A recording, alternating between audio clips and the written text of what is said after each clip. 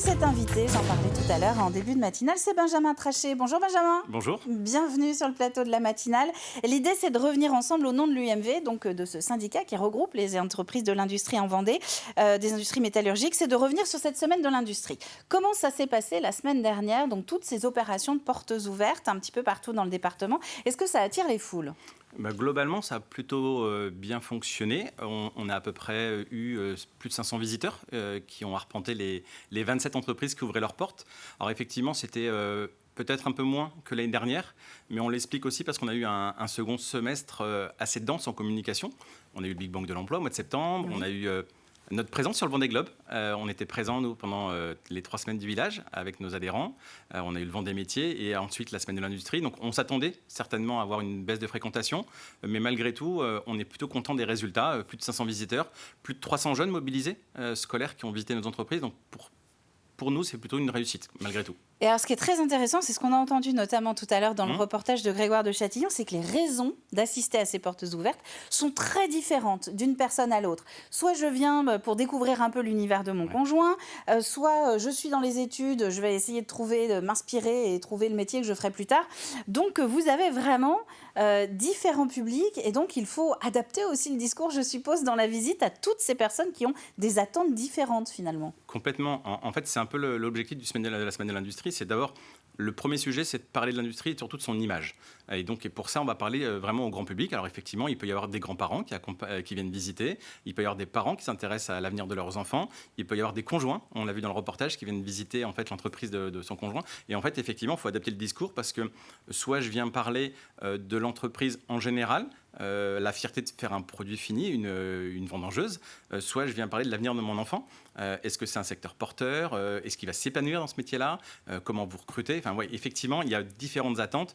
Et l'enjeu des entreprises, c'est de répondre à toutes ces attentes sans tomber dans le technique. Parce que l'idée, c'est d'être accessible à ce grand public. Mais il y a aussi, au fil des éditions, du côté des entreprises, peut-être une évolution des mentalités. C'est-à-dire que maintenant, on montre vraiment quand même ce qu'on fait. On en est fier, on a un savoir-faire, une expertise, et on ne la garde plus pour soi. Oui, en fait, on a peut-être souffert ces dernières années, alors peut-être un peu plus longtemps en arrière, mais effectivement d'une vision et puis d'entreprise qui vivait un peu recluse sur elle-même, qui avait peut-être peur de montrer effectivement ce qu'elle faisait. Mais aujourd'hui, l'enjeu des compétences et l'enjeu démographique, il est tel que de toute façon, je dirais, on n'a pas le choix. Il faut qu'on ouvre nos portes, il faut qu'on montre nos savoir-faire. Et vous l'avez dit à juste titre, les entreprises sont fières de montrer ce qu'elles font. Alors, parfois, elles ont la chance, comme CNH, là, qu'on a vu dans le reportage, d'avoir un produit fini.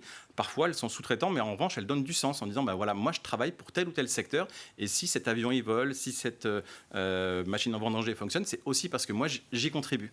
Et oui, et ça, on a tendance à les oublier, les sous-traitants, et on en a beaucoup, beaucoup en Vendée. Alors justement, c'est une très bonne transition pour la deuxième partie de cet entretien. Je voulais qu'on prenne un petit peu de recul par rapport à cette semaine de l'industrie. Ce qu'on a évoqué, c'est donc finalement des portes ouvertes pour essayer d'inspirer, pour essayer de recruter. Sauf que ce n'est pas forcément le moment idéal en ce moment pour les entreprises. Cette fin d'année 2024, elle est un peu compliquée pour tout le monde, que ce soit dans le nautisme. On en entendait parler notamment hier avec l'annulation, encore une fois, du salon du nautisme à Paris. Comment ça se passe ici en Vendée ? Est-ce que justement il y a quand même un ralentissement au niveau des embauches ? Alors oui, on le remarque et vous faites bien de le souligner, l'industrie au sens large n'est pas la seule à connaître ce ralentissement. Il y a un ralentissement un peu global. Aujourd'hui, effectivement, on a des embauches qui sont quasiment 2 fois moindres qu'il y a un an à la même période. Donc c'est une enquête de l'Orsi qui est faite tous les ans au niveau régional pardon, et qui montre bien que ce ralentissement. Mais je vais le temporiser parce qu'il y a quand même 2 indicateurs assez forts. Le premier, c'est qu'on reste majoritairement sur des embauches en CDI, donc c'est-à-dire sur des emplois pérennes, plus de 70%. C'est pas de l'intérim ? Non, c'est pas de l'intérim, donc ça veut dire qu'on n'a pas encore une crise de confiance. On se projette encore dans l'avenir, premier sujet. Et deuxième sujet, c'est qu'on a une enquête nationale, parce qu'on fait un peu de prospective, parce qu'on est obligé de se pencher sur l'avenir à moyen long terme. Et à horizon 2030-2035, on sait qu'on va encore avoir besoin de beaucoup de besoins en recrutement. Et sur les régions Pays de la Loire, c'est 13 à 15 000 recrutements par an. Donc ce qui veut dire qu'en Vendée, si on fait un ratio, c'est entre 2 000 et 2 500 besoins en recrutement par an. Donc, Rien que pour la filière de la métallurgie. Oui, ça veut dire que ce coup de frein, il est temporaire. Il est temporaire parce que même dans les scénarios les plus dégradés de cette enquête nationale, effectivement, on est sur les montants de recrutement que j'indiquais juste avant. Donc, ce qui veut dire qu'effectivement, l'enjeu d'attractivité qu'on évoquait juste avant sur la semaine de l'industrie, il est contemporain. Parce que on sait que dans 10-15 ans, compte tenu de notre pyramide des âges, eh bien, effectivement, on va avoir des départs massifs à la retraite qu'il va falloir remplacer.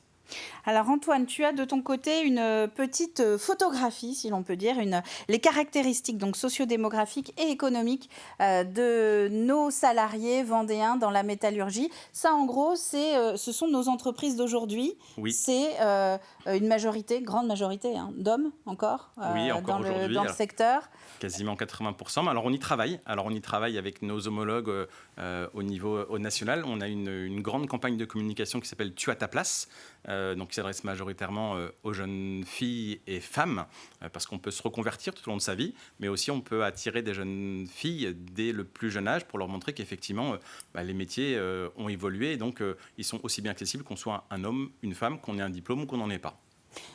Les CDI, ça vous l'aviez évoqué, donc cette stabilité quand même, 8 emplois sur 10 sont en CDI aujourd'hui dans la métallurgie. Et peut-être sur les profils aussi, sur le type de métier. Donc un salarié sur 2 dans la métallurgie est un opérateur. Concrètement, opérateur, c'est la personne qui fait fonctionner les machines? C'est ceux qui concourent à la fabrication, on va dire au sens large. Donc ce qui veut dire que, alors il ne faut pas se méprendre, quand on dit opérateur, c'est pas péjoratif chez nous. Au contraire, on est souvent sur des profils qualifiés, voire très qualifiés, parce que je peux être soudeur, technicien d'usinage, avec de plus en plus de machines qui sont numérisées, voire robotisées, donc ce qui veut dire de nouvelles compétences. Donc voilà, c'est toute cette famille en fait de production dans laquelle on abrite le mot opérateur. De toute manière, comme dans toute entreprise, chaque maillon est indispensable. À partir du moment où il en manque un, l'entreprise ne peut pas fonctionner. Merci Benjamin Trachet d'être venu sur le plateau de la matinale pour présenter donc, ces quelques tendances. Donc vous l'avez compris, un léger ralentissement, mais vraiment temporaire, des embauches et d'ici à 2030. Ou en tout cas, on va préparer 2030 maintenant. Si vous vous lancez dans les études, eh bien, c'est un secteur, la métallurgie, dans lequel vous pouvez vous lancer. En plus, il y a un campus, il me semble, du côté de La Roche-sur-Yon. Merci Benjamin.